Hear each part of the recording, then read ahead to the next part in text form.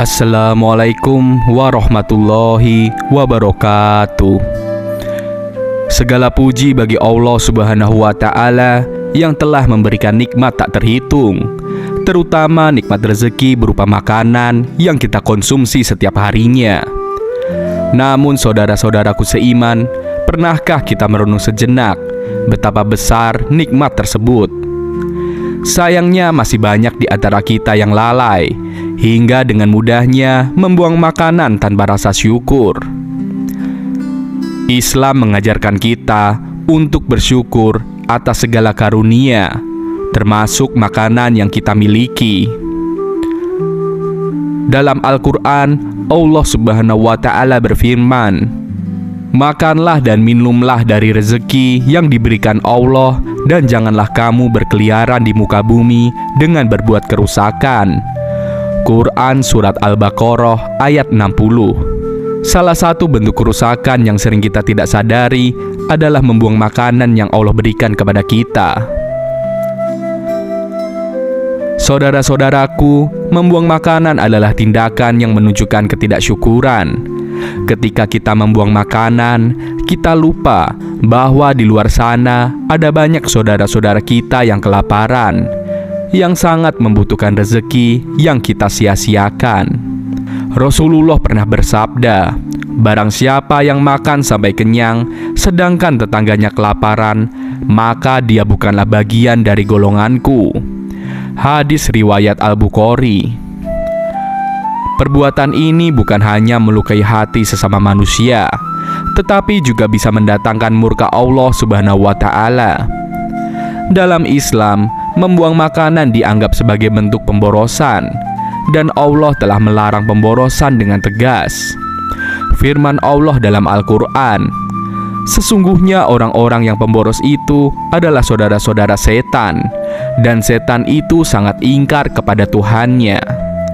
Quran Surat Al-Isra ayat 27.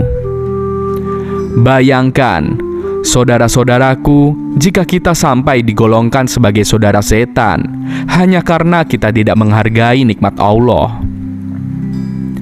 Azab dari Allah dapat datang dalam berbagai bentuk, baik di dunia maupun di akhirat. Di dunia, Allah bisa menguji kita dengan berbagai musibah, seperti kekurangan rezeki, kehilangan harta benda, atau bahkan ditimpakan kesulitan yang tidak terduga.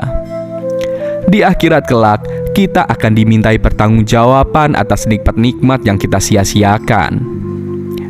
Maka dari itu, saudara-saudaraku, marilah kita belajar untuk lebih bersyukur dan menghargai setiap butir makanan yang ada di hadapan kita. Jangan pernah membuang makanan yang dengan sengaja, meskipun hanya sedikit.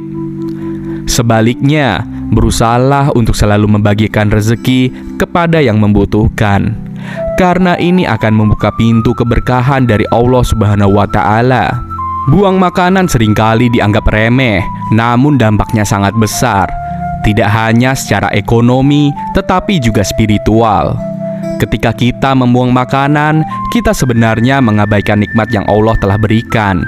Setiap butir makanan adalah rezeki yang harus kita syukuri.